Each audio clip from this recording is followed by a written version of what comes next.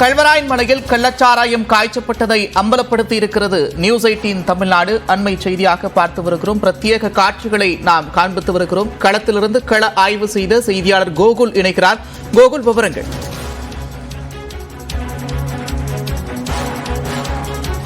கல்வராயன் மலையில் இருக்கக்கூடிய கிராமங்களில் கள்ளச்சாராயம் காய்ச்சப்பட்டிருக்கக்கூடிய காட்சிகளை தற்பொழுது நாம் பிரத்யேகமாக எடுத்திருக்கிறோம். குறிப்பாக இந்த கல்வராயன் மலை என்பது ஒரு அடர்ந்த காட்டுப்பகுதி. ஏறக்குறைய 119 கிராமங்கள் இருக்கக்கூடிய இந்த பகுதியில் சில கிராமங்களில் கள்ளச்சாராயம் காய்ச்சப்படுவதாக நமக்கு கிடைத்த தகவலின் அடிப்படையில் தற்பொழுது அந்த பகுதிக்கு நேரில் சென்றோம்.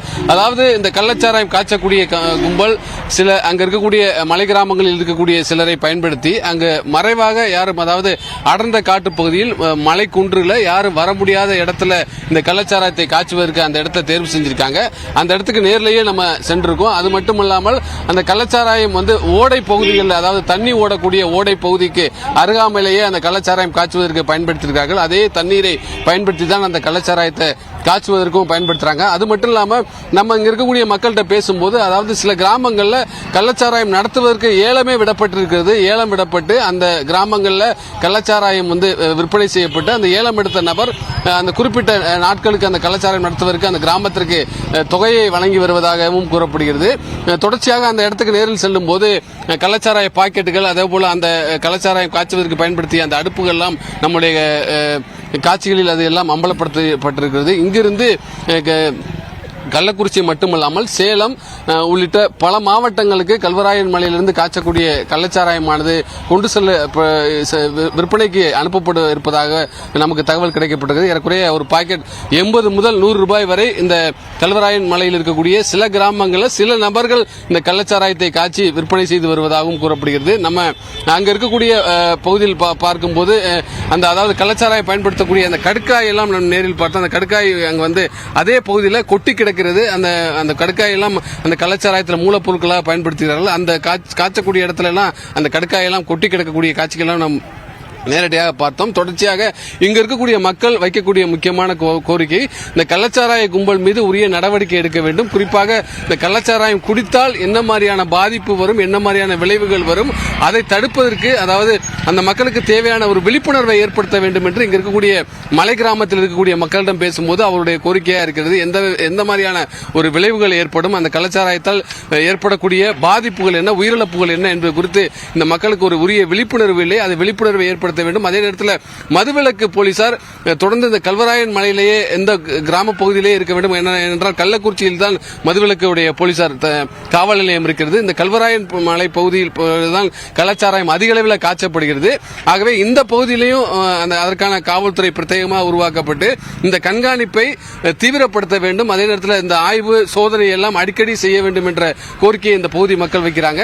நம்ம சென்றிருக்கக்கூடிய இடத்துல ஒரு பெரிய ஒரு அருவி போல செல்லக்கூடிய இடத்துல அந்த ஓடை ஓரமாக கள்ளச்சாராயத்தை இந்த கும்பலானது காய்ச்சிருக்கிறார்கள்.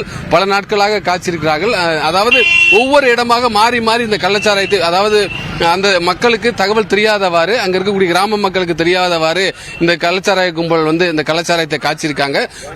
இந்த 119 கிராமங்களுக்கு உட்பட்ட சில கிராமங்களில் தொடர்ச்சியாக இந்த கள்ளச்சாராயம் கும்பல் ஒவ்வொரு இடமாக மாறி மலை குன்றுகளையும், யாரும் வர முடியாத இடத்துலையும், காவல்துறைக்கு தெரியாத இடத்துலையும், கிராமத்து மக்களுக்கே சில நாட்கள் தெரியாத இடத்துலையும் தான் இந்த கள்ளச்சாராயமானது காய்ச்சப்பட்டிருக்கிறது. இங்கிருந்து தான் கள்ளக்குறிச்சிக்கு சென்று இந்த கள்ளச்சாராயமானது விற்பனை செய்யப்பட்டிருப்பதாகவும் காவல்துறை விசாரணையில் தெரிய வந்ததை அடுத்து நேரடியாக கல்வராயன் மலை பகுதியில் இருக்கக்கூடிய கிராமத்திற்கு இந்த கள ஆய்வு செய்ய வந்தோம். நேரடியாக சில நாட்களுக்கு முன்பு கள்ளச்சாராயம் காட்சி இடத்திற்கே சென்று அந்த பகுதியில் இருக்கக்கூடிய காட்சிகளை தற்பொழுது அம்பலப்படுத்தியிருக்கிறோம். நந்தா, கோகுல், குறிப்பா நீங்க பார்த்த இடங்கள், அதாவது கள்ளச்சாராயம் காய்ச்சக்கூடிய இடங்கள்ல தான் நேரடியாக இந்த உயிரிழப்புக்கு காரணமாக பார்க்கக்கூடிய மெத்தனாலும் அங்கிருந்து கலந்து விற்பனைக்காக கீழே கொண்டு வருதா, இல்ல சாராயத்தை காய்ச்சி அங்கிருந்து கீழே கொண்டு வந்து அதுக்கப்புறம் மெத்தனால் கலக்குறாங்களா?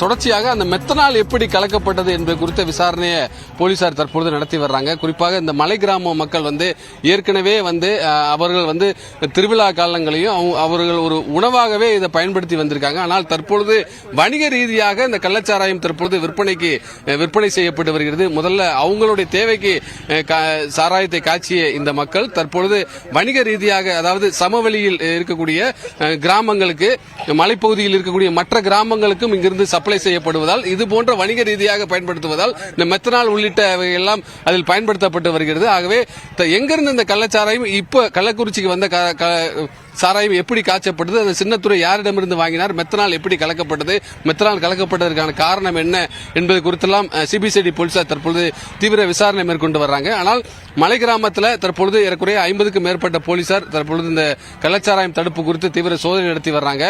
கல்வராயன் மலை பகுதியில் மட்டுமல்லாமல் வேலூர் உள்ளிட்ட மற்ற இடங்களில் மாவட்டங்களில் இருக்கக்கூடிய மலைப்பகுதிகளிலையும் இந்த கள்ளச்சாராயத்திற்கான சோதனை நடத்தப்பட்டு வருகிறது. குறிப்பாக அங்க இருக்கக்கூடிய மக்கள் தொழில் ரீதியாக மக்களுக்கு தேவையான உதவிகளை செய்வதற்கு அரசு முன்வர வேண்டும். கடுக்காய் உள்ளிட்ட மூலிகைகள்லாம் அது மூலிகை பொருட்களாக இருக்கிறது. ஆனால் கள்ளச்சாராயம் உள்ளிட்ட பொருட்களுக்கு அதை பயன்படுத்துகிறார்கள். ஆனால் அந்த கடுக்காய் உள்ளிட்டவையெல்லாம் ஒரு தொழிற்சாலையாக உருவாக்கி கொடுத்தால் இங்க இருக்கக்கூடிய மக்களுக்கு தொழில் ரீதியாக பயன்படுத்தப்படலாம் என்ற ஒரு கருத்தை நம்ம இங்க இருக்கக்கூடிய மக்களிடம் பேசும்போது அவருடைய தகவலாக இருக்கிறது. மெத்தனால் எப்படி கலக்கப்பட்டது, இங்கிருந்து தான் இந்த கள்ளச்சாராயம் கொண்டு வரப்பட்டால் இடையில் இடைத்தரகர்கள் யார் இந்த மெத்தனாலை கலந்தார்கள், இதில் நடந்தது என்ன என்பது குறித்தெல்லாம் ஒரு முழுமையான ஒரு தீவிர விசாரணையை தற்போது சிபிசிஐடி போலீசார் நடத்தி வர்றாங்க. நந்தா, கல்வராயன் மலையை பொறுத்த வரைக்கும் அதிக அளவிற்கு மரவள்ளி கிழங்கு சாகுபடி நடக்கும். ஒரு கிராமத்துக்கும் இன்னொரு கிராமத்துக்கும் தொடர்பு இல்லாமல் இருந்தாலும் கூட குக்கிராமங்கள் அதிகமாக இருக்கக்கூடிய ஒரு இடம், வனப்பகுதியா இருந்தாலும் ஓரளவுக்கு மக்கள் நடமாட்டம் இருக்கும். அப்படி இருக்கக்கூடிய சூழல்ல நீங்க போய் கலாய்வு நடத்தின அந்த இடம் அப்படின்றது நடமாட்டம் இருக்கக்கூடிய பகுதியா, வனப்பகுதியா இருக்கிறப்ப எத்தனை சவால்கள் நிறைந்து அந்த இடத்துக்கு கடந்து போனீங்க கூகுள்? நிச்சயமாக கல்வராயன் மலை பகுதி கிட்டத்தட்ட 4 மாவட்டங்கள் எல்லை பகுதி, அதாவது கள்ளக்குறிச்சி, சேலம், தர்மபுரி உள்ளிட்ட 4 மாவட்டங்களுடைய, திருவண்ணாமலை உள்ளிட்ட 4 மாவட்டங்களுடைய அந்த மலைப்பகுதிகள் எல்லாம் சேர்ந்துதான் இந்த கல்வராயன் மலைப்பகுதி இருக்கிறது. ஏறக்குறைய 15 ஊராட்சிகள்ல 119 குக்கிராமங்கள் இருக்கிறது. நம்ம சாலையிலிருந்து ஏறக்குறைய 4 கிலோமீட்டர் அந்த இடத்திற்கு நடந்தே சென்றோம். நடந்து சென்று அந்த பகுதிக்கு நேர போய் அந்த கள்ளச்சாராயம் காய்ச்சக்கூடிய இடம் குறித்து இங்க இருக்கக்கூடிய மக்களே தகவல் தெரிவிக்கிறார்கள், எந்தெந்த பகுதியில் காய்ச்சுவார்கள் என்று. ஆனால் முழுமையான தகவல் அவர்கள் தெரியாத போதிலும் இது போன்ற மலைக்குன்று, இந்த ஓடைகள் இருக்கக்கூடிய இடங்கள்ல சாராயம் காய்ச்சுவதற்கான அந்த பகுதியில் தான் அந்த கும்பல் சாராயம் காய்ச்சுவார்கள் என்ற ஒரு தகவலை தெரிவித்தாங்க. அந்த அடிப்படையில் தான் அந்த இடத்துக்கு சென்று அந்த நேரில் போய் ஆய்வு செய்தோம். தொடர்ச்சியாக மரவள்ளிக்கிழங்கு தான் இவருடைய முக்கியமான ஒரு விவசாய தொழிலாக இருக்கிறது. மரவள்ளிக்கிழங்கில் ஒரு போதிய வருமானம் இல்லாத பட்சத்தில் தான் தற்பொழுது இந்த தொழிலே ஒரு குடிசை தொழிலாக இங்க இருக்கக்கூடிய மலை கிராமத்தில் இருக்கக்கூடிய மக்களுக்கு பயன்படுத்துகிறார்கள். பலர் வெளிமாநிலத்திற்கு தற்பொழுது இவர்கள் தொழில் ரீதியாக வெளிமாநிலத்திற்கு சென்றிருந்தாலும் இது போன்ற சில நபர்களை சிலர் வணிக ரீதியாக பயன்படுத்த தொடங்கி இருப்பதாகவும், அந்த பயன்பாட்டுக்கு இருக்கக்கூடிய சில மக்கள் இந்த வணிக ரீதியாக இந்த கள்ளச்சாராயத்தை காய்ச்சுவதற்கு உடந்தையாக இருப்பதாகவும், அவர்கள் தான் காய்ச்சுவதற்கான பணியை செய்து வருவாங்க. அதன் மூலம் இங்கு இருக்கக்கூடிய மக்கள் இதை விற்பனை செய்து, அதாவது மலைப்பகுதியில் மட்டுமல்லாமல் மற்ற சமவெளியில் இருக்கக்கூடிய கள்ளக்குறிச்சி நகர பகுதிகள், மற்ற கிராமங்களுக்கும் அதே போல வெளி மாவட்டத்திற்கு கூட தற்பொழுது கள்ளக்குறிச்சி இந்த கல்வராயன் மலையிலிருந்து இங்கிருந்து கள்ளச்சாராயம் கொண்டு செல்லப்படுகிறது. கல்வராயன் மலை கள்ளச்சாராய மலையா என்று கேட்கப்படும் அளவுக்கு பல கிராமங்களில் தற்பொழுது கள்ளச்சாராயம் காய்ச்சப்பட்டு விற்பனை செய்யப்பட்டு வருவதாக நம்ம பார்த்திருக்கக்கூடிய கலாய்வுல தெரிய வருகிறது. நந்தா, தொடர்ச்சியாக நீங்கள் குறிப்பிட்டதை போல அந்த மக்கள் அப்படின்றது அன்றாடம் கூலி செய்யக்கூடிய விவசாய கூலிகளாக இந்த மலையில பெருமளவு இருக்கிறத பார்க்க முடியுது. அதே போல கடுக்காய் அங்க மூலப்பொருளாக விளையக்கூடிய ஒரு பொருளாகவும் நல்லா பார்க்க முடியுது. இந்த விஷயத்துல அந்த கள்ளக்குறிச்சி, அதாவது கல்வராயன் மலையில் இருக்கக்கூடிய மலைப்பகுதியில் வசிக்கக்கூடிய மக்களுக்கு தொடர்பு இருக்கிறதா? ஏன்னா சமவெளியிலிருந்து மட்டுமே மக்கள் அங்க போய் காய்ச்சிட முடியுமா அப்படின்ற ஒரு கேள்வி எழுது. அது தொடர்பான விசாரணை தீவிரப்படுத்தப்பட்டிருக்கிறதாக நிச்சயமாக இங்க இருக்கக்கூடிய மக்களிடம் பேசும்போது, அதாவது தங்களுக்கு தேவையான, அதாவது மரவள்ளிக்கிழங்கு உள்ளிட்ட விவசாயம் செய்தாலும் போதிய நில வசதி இல்லை, போதிய வருமானம் இல்லை என்ற அடிப்படையில் வெளிமாநிலத்துக்கு, அதாவது கர்நாடகா உள்ளிட்ட பல மாநிலங்களுக்கு இவர்கள் மிளகு உள்ளிட்டவைகள்லாம் பயிர் செய்வதற்கு, அதற்கான அறுவடைக்கெல்லாம் இங்கிருந்து ஆட்கள் செல்கிறார்கள்.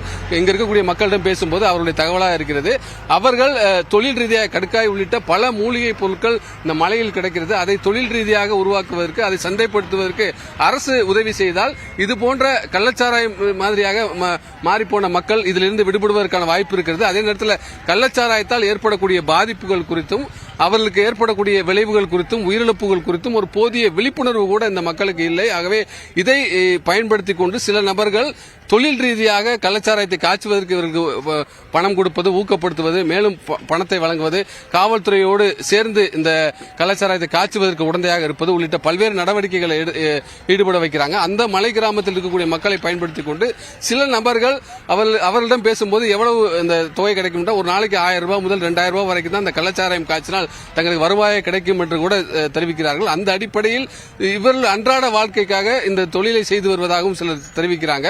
சிலர் இதை கிராமமாக ஏலம் விடப்பட்டு கூட இங்க இந்த கள்ளச்சாராயமானது விற்பனை செய்யப்படுவது. ஒரு வருஷத்துக்கு ஒரு ஏலம் விடுறாங்க. அந்த ஏலத்தொகையை அந்த கிராமத்துக்கு கொடுத்துறோம்னா மற்றபடி மற்ற பிரச்சனைகள் எல்லாத்தையுமே அந்த கள்ளச்சாராய கடை நடத்தக்கூடிய நபர் தான் சந்திக்க வேண்டும். அவர் கள்ளச்சாராயம் காய்ச்சுவதற்கு கிராம மக்கள் எந்தவித எதிர்ப்பும் தெரிவிக்க மாட்டாங்க. அந்த கிராமத்தில் அவர் கள்ளச்சாராயம் விற்றுக்கலாங்கிற தகவலையும் இங்க இருக்கக்கூடிய மக்கள் சொல்றாங்க.